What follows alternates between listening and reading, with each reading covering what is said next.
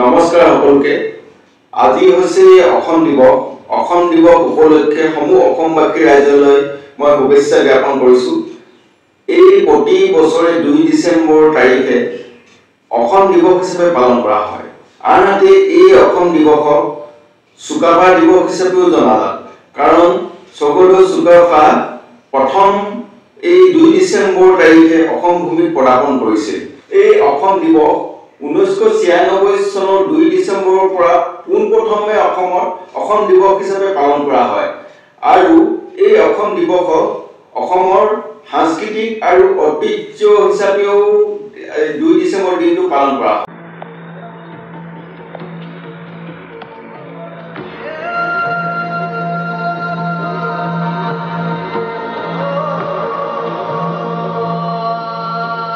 স্বৰ্গদেউ চুকাফাই সৌমাৰ ৰাজ্যত সোমোৱাৰ আগতে প্ৰায় 13 বছৰ কাল পাটকাই সিপাৰৰ নগাসকলৰ লগত যুঁজ বাগৰ কৰি আছিল।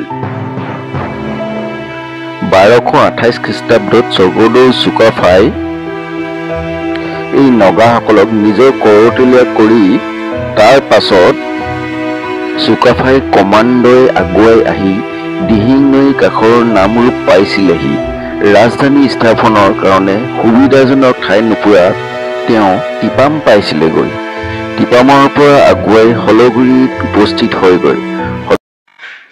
ইয়াত এতিয়া মন কৰিবলগীয়া কথা যে এই টিপাম নামৰ ঠাইখন, কাৰণ এই টিপাম নামৰ ঠাইখনতে স্বৰ্গদেউ চুকাফা আৰু তেওঁলোকৰ বংশধৰসকলে প্ৰথমে টিপামতে আহি বসতি স্থাপন কৰিছিল আৰু এই টিপাম নামৰ ঠাইখনতে আহোমসকলে নিজৰ ৰাজ্য গঠনৰ যি কুচকাৱাজ এই টিপাম নামৰ ঠাইখনৰ পৰাই আৰম্ভ কৰিছিল। হলগুৰিত উপস্থিত হয়গৈ।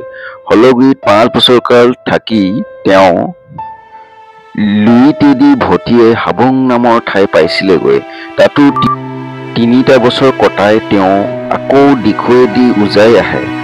এইবাৰ তেওঁ দীঘলীমুখ পাইছিল। তাৰ পাছত তেওঁ ইয়াত উল্লেখ কৰা এই হাবুং নামৰ ঠাইখন আহোম বুৰঞ্জীৰ বাবে এক উল্লেখযোগ্য স্থান বুলিব পাৰি, কাৰণ স্বৰ্গদেউ চুকাফাই চৰাইদেউত ৰাজধানী স্থাপন কৰাৰ আগতে এই হাবুঙতে তেওঁলোকে 3 বছৰ কাল আছিল। এই হাবুঙত আহোমৰ কেইবাটাও ইতিহাস জড়িত ঘটনা জড়িত হৈ আছে। পৰৱৰ্তী কালছোৱাত বিশেষকৈ চুডাংফা বা বাৰামণি কোঁৱৰ জন্মৰ পৰা তেওঁ ৰাজত্ব কৰালৈকে তেওঁ হাবুঙৰ লগত ভালেমান ঐতিহ্য জড়িত হৈ আছে। গতিকে হাবুংখনক আহোমসকলৰ বাবে দ্বিতীয় ৰাজধানীও বুলি ক'লেও ভুল নহয়।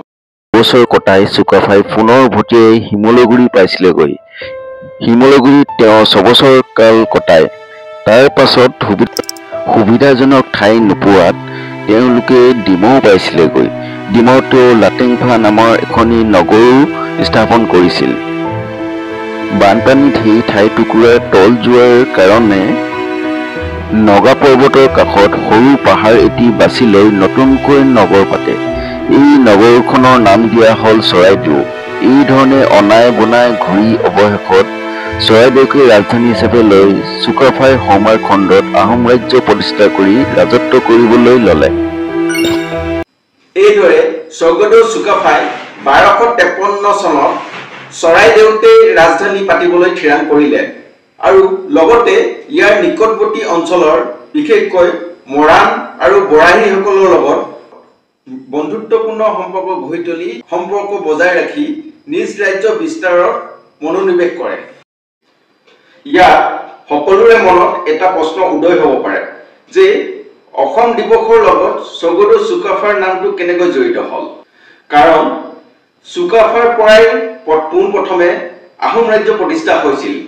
এই চুকাফাৰ পৰাই ক্ৰমান্বয়ে 600 বছৰ আহোমে ৰাজত্ব কৰিছিল। এই আহোমৰ পৰাই অসম নামটো উদ্ভৱ হৈছে বুলি বিভিন্ন মহলে কয়। এই আহোমসকলকে কছাৰীসকলে হাছাম বুলিছিল আৰু এই আহোমসকলকে মোগলসকলে আছাম বুলিছিল। এই বিভিন্ন তথ্য আৰু উৎসৰ অনুসৰি আহোমৰ পৰাই যে অসম নামটো উদ্ভৱ হৈছে এই কথা বিভিন্ন বুৰঞ্জীবিদ আৰু বিজ্ঞ মহলে কয়। গতিকে এই ভিডিঅ'টো চাই আৰু বিশ্লেষণ কৰি কেইটামান তথ্য আমি কথা গম পালো। যেনেদৰে স্বৰ্গদেউ চুকাফাই প্ৰথম প্ৰৱেশ কৰি টিপাম নামৰ ঠাইত বসতি স্থাপন কৰিছিল আৰু লগতে স্বৰ্গদেউ চুকাফাই মৰাণ এই দুটা জাতিৰ লগত প্ৰথম পৰিচয় ঘটিছিল। তথ্য অনুসৰি এই হাবুং আৰু চৰাইদেউ এই দুখন ঠাইও অতিশয় গুৰুত্বপূৰ্ণ।